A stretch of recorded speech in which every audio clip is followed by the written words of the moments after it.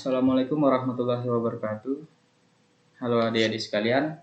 Hari ini kita akan mempelajari mata pelajaran IPA dan hari ini adalah pertemuan pertama. Jadi kedepannya kita akan melakukan pembelajaran IPA melalui via YouTube.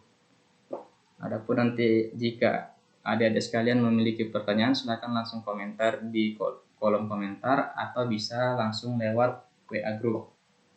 Nah, untuk pembelajaran IPA yang akan kita bahas pada hari ini yaitu tentang objek IPA dan pengamatannya. Jadi adik-adik mohon disimak penjelasan dari Bapak. Perkenalkan, nama saya Mustaqim. Nah, untuk objek IPA dan pengamatannya di sini kita akan mencapai KD 3.1 bisa dibaca dan 4.1. Jadi inilah yang akan kita coba capai pada pertemuan pada bab 1 ini. Nah, untuk pertemuan bab 1 ini kita akan mengadakan 3 kali pertemuan, di mana pertemuan pertama kita akan melakukan membahas tentang materi penyelidikan IPA dan pengukuran, sedangkan pertemuan kedua kita akan membahas besaran pokok dan besaran turunan. Dan untuk pertemuan yang ketiga kita akan membahas kita akan melakukan ulangan harian dan pengayaan. Nah, jadi 3 pertemuan untuk bab pertama. Nah, langsung saja mungkin kita akan masuk ke pertemuan pertama, yaitu tentang penyelidikan IPA dan pengukuran. Kita masuk ke penyelidikan IPA. Penyelidikan IPA ini merupakan rangkaian kegiatan yang bertahap, di mana tujuannya adalah untuk memperoleh pemahaman yang lebih terhadap suatu hal. Nah, tadi yang saya katakan bahwa penyelidikan IPA ini adalah proses bertahap. Nah, jadi ada beberapa kegiatan yang bertahap yang harus dilakukan. Yang pertama yaitu mengamati. Kemudian yang kedua itu menginferensi. Dan yang ketiga adalah mengkomunikasi. Jadi ketiga tahapan ini yang harus dilalui ketika kita sedang melakukan penyelidikan. Kita masuk ke kegiatan mengamati. Kegiatan mengamati di sini adalah proses mengolah data. Jadi kita mendefinisikan suatu ciri benda atau hal yang lain dengan menggunakan kelima indera kita, mulai dari indera perasa, indera penglihatan dan sebagainya. Jadi kita menggunakan kelima indera ini. Kemudian bisa juga dengan menggunakan berbagai alat ukur. Jadi misalnya ada suatu benda, misalnya ada gunting. Gunting ini kita bisa lihat menggunakan panca indera mata ya. Kita bisa lihat bahwa gunting ini punya ujung yang runcing. Kemudian bisa menggunakan alat peraba, bisa diraba, ternyata ujungnya agak licin, kemudian bagian ujung satunya lagi itu agak kasar. Mungkin bisa dengan menggunakan indera penciuman dicium, itu kemudian ternyata tidak ada bau. Jadi yang seperti ini yang disebut dengan pengamatan atau proses mengamati. Nah, kemudian yang perlu saya sampaikan di sini adalah dalam proses mengamati tidak perlu menggunakan seluruh indera jika tidak memungkinkan. Tapi jika memungkinkan, alangkah lebih bagusnya jika kita menggunakan semua alat indera kita. Nah, kemudian kegiatan yang berikutnya yaitu menginferensi atau merumuskan penjelasan dari data-data yang sudah kita kumpulkan dari kegiatan sebelumnya. Nah, kegiatan menginferensi ini itu data-data yang sudah kita peroleh tadi, misalnya kita menemukan bahwa ujungnya agak runcing kemudian tajam. Nah, kita berpikir bahwa ini digunakan untuk memotong. Seperti itu. Jadi kita olah data, kira-kira yang tajam kemudian runcing itu gunanya untuk apa? Dan seperti itu. Jadi menginferensi itu adalah mengolah data yang sudah kita peroleh. Kemudian ada proses mengkomunikasikan. Mengkomunikasikan adalah menjelaskan kembali apa-apa yang sudah kita dapatkan dan apa-apa yang sudah kita simpulkan pada kegiatan sebelumnya. Nah, mengkomunikasi ini bisa secara lisan dan bisa juga secara tulisan. Nah, jadi ketiga tahapan inilah yang disebut sebagai penyelidikan IPA. Oke. Kemudian ya sebelum kita lanjut mungkin saya akan memberikan sebuah contoh lagi. Kita bisa lihat di sini, bisa kita lihat ada seorang, ya kita mengamati terlebih dahulu ya. Kita mengamati bahwa orang ini memegang sebuah papan tulis ya. Kemudian ada stetoskop, ada jas putih. Jadi kita bisa mengamati ciri-cirinya terlebih dahulu. Oh, orang ini menggunakan jas berwarna putih, kemudian memegang papan alas untuk menulis, kemudian memegang stetoskop, menggantungan stetoskop. Jadi bisa kita simpulkan, kita masuk kegiatan inferensi bahwa profesi dari orang ini adalah seorang dokter, ya kan? Jadi dari data-data yang sudah kita kumpulkan, kita buat hubungan antara satu sama lain, maka kita memperoleh kesimpulan bahwa profesi orang ini adalah seorang dokter. Nah, kita bisa lihat spesialisnya, berarti ini ada anjing ya. Jadi kita bisa juga mengetahui, kita hubungkan lagi, oh ada hewan, ada anjing, berarti dokter ini adalah dokter hewan. Nah, seperti itu yang disebut dengan pendidikan IPA. Gampang kan? Nah, untuk yang berikutnya akan saya berikan latihan. Jadi kalian cukup untuk menjawabnya terlebih dahulu secara langsung ya. Secara langsung kalian coba sendiri. Saya berikan waktu 2 menit. Silahkan kalian berpikir, kalian melakukan penyelidikan. Saya mulai ya. Nah, jadi di sini ada gambar ya. Mungkin ada juga sering bermain. Saya beri waktu mungkin 30 menit saja mungkin ya. Karena soalnya juga agak mudah. Jadi kira-kira apa yang dimaksud dari gambar ini? Jadi pada gambar ini dibutuhkan ya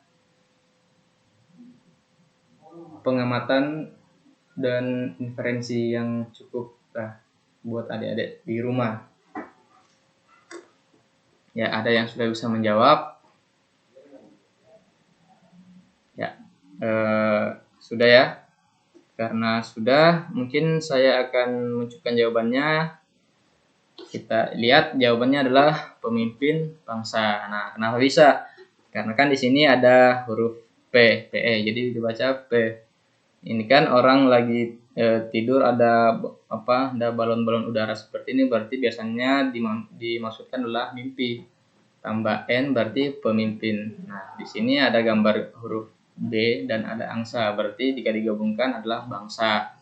Jadi jawaban dari gambar ini adalah pemimpin bangsa. Nah, kalian sudah bisa kan untuk melakukan sebuah pengamatan, inferensi dan mengkomunikasikan. Ya gampang memang. Kita masuk ke subtopik yang berikutnya, yaitu tentang pengukuran. Pengukuran di sini termasuk dalam kegiatan pengamatan tadi ya. Termasuk dalam kegiatan pengamatan yang sebelumnya. Selain menggunakan alat indera, bisa kan digunakan alat ukur juga. Nah, di sini segala sesuatu yang dapat diukur itu disebut sebagai besaran. Yang disebut sebagai besaran itu contohnya suhu, bisa diukur menggunakan termometer, dan waktu. Jadi waktu itu juga bisa diukur. Nah, yang seperti ini, yang bisa diukur seperti ini yang dimaksud dengan besaran. Namun ada juga yang tidak bisa diukur atau bukan termasuk dalam besaran atau bukan besaran. Itu contohnya adalah kasih sayang. Nah, kasih sayang kenapa tidak bisa diukur? Karena kita tidak bisa mengukur seberapa besar kasih sayang, misalnya orang tua, kemudian antar kakak adik dan sebagainya, itu tidak bisa diukur. Maka hal yang seperti ini dimasukkan dalam kelompok bukan besaran. Nah, kemudian kita lihat lagi yang besaran tadi. Yang besaran tadi itu memiliki satuan. Jadi satuan ini adalah alat ukur sebagai pembanding. Jadi besaran itu, setiap besaran itu pasti punya nilai atau angka dan punya satuan.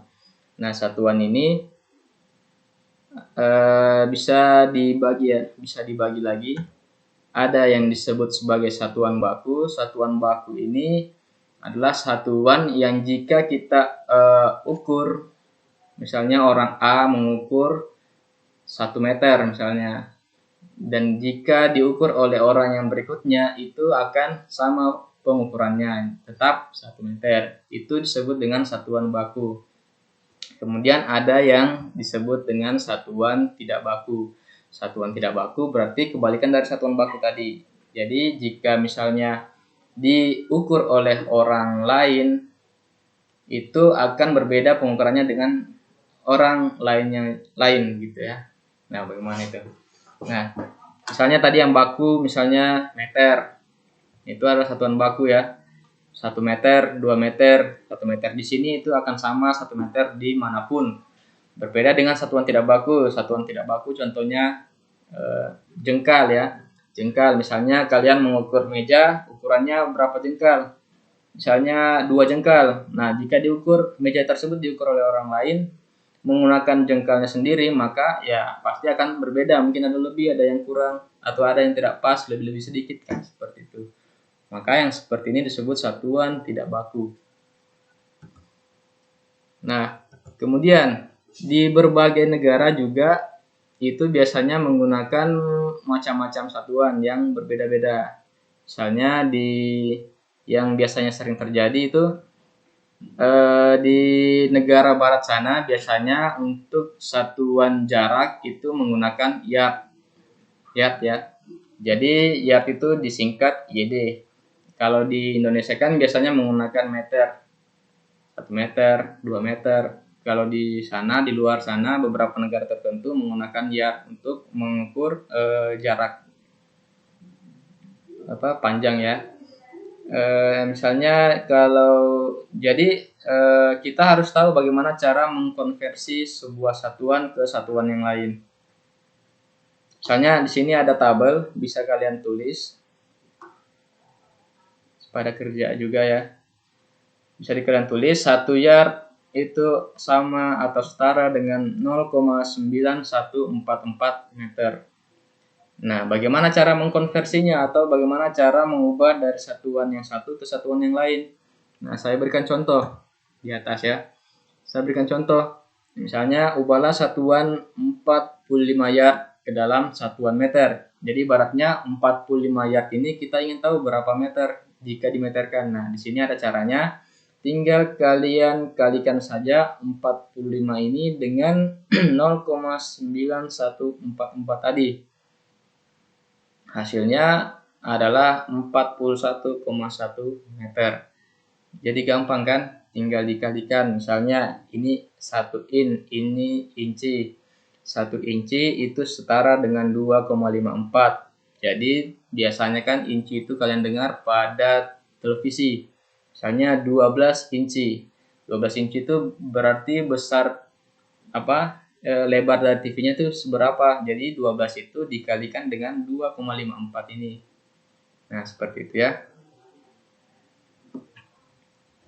Kemudian kita biasanya menemukan permasalahan seperti ini. Berapa jarak bumi ke matahari atau berapa ukuran bakteri. Biasanya kalau kita menuliskan yang seperti ini dalam satuan meter itu biasanya kita menulis sangat panjang ya, 1 titik misalnya 1 juta itu banyak nolnya kan. Nah, oleh karena itu biasanya dalam pengukuran seperti ini ada tingkatannya. Nah, tingkatannya bisa kalian lihat di sini ada. Jadi jika kita menggunakan misalnya meter ya, meter berarti 1 meter itu kalau dirubah dalam bentuk deka berarti ini 10 meter, hektometer, kilometer, dan seterusnya. Jadi misalnya pengukurannya itu 1000 meter. Jadi jika kita ingin menyederhanakannya berarti kita lihat 1000 meter di sini 1000 berarti jadinya kilo, jadinya kilometer. Misalnya ada 1 juta meter, berarti 1 juta meter itu bisa kita katakan sebagai 1 megameter. Seperti itu ya. Tapi biasanya seperti ini. Mega ini biasanya digunakan untuk ya data ya dan sebagainya. Jadi ada mengkonversi dari satuan satu ke satuan lain atau dari tingkatan yang satu ke tingkatan yang lain. Jadi yang ini harus kalian pahami. Namun untuk materi pengukuran itu nanti akan kita bahas lebih lanjut pada pertemuan yang berikutnya, yaitu besaran pokok dan besaran turunan. Nah, untuk hari ini saya akan berikan tugas. Jadi ini tugas 1.1, kalian harus tuliskan seperti ini supaya saya mudah untuk mengetahui. Jika ada temannya kalian yang belum mengerjakan tugas, saya bisa tahu, oh tugas yang ini yang belum ya. Buatlah 2 pengamatan yang terdiri dari benda mati dan makhluk hidup. Jadi ini soalnya. Buatlah 2 pengamatan yang terdiri dari benda mati dan makhluk hidup. Misalnya, yang tadi. Misalnya saya memilih benda yang pertama, benda yang matinya itu adalah gunting. Tulis gunting, kemudian ciri-cirinya. Ya, kalian belajar ya menggunakan yang alpidra tadi atau berbagai macam alat ukur. Gunting ini ciri-cirinya warnanya hitam, ada orange-nya. Kemudian ujungnya runcing, tajam, kemudian tidak berbau, dan sebagainya. Ukurannya sebagaimana. Jadi pokoknya kalian harus mencari data sebanyak mungkin, kemudian kalian tuliskan. Kemudian ada makhluk hidup. Kita masuk ke makhluk hidup. Jadi misalnya ciri-ciri makhluk hidup, kalian ambil contohnya semut. Ciri-cirinya kalian amati. Oh, dia punya jumlah kakinya 6, punya 2 antena dan sebagainya. Jadi yang seperti itu ya tugasnya. Gampang. Nah, kalau sudah nanti kalian kirim ke WA saya, japri saja supaya teman-teman lain juga tidak lihat, difoto dan dikirim. Oke, hari ini cukup sekian dari saya. Sampai jumpa di pertemuan kedua. Tolong tugasnya dikumpulkan. Saya akhiri. Wabillahi taufiq wal hidayah. Wassalamualaikum warahmatullahi wabarakatuh.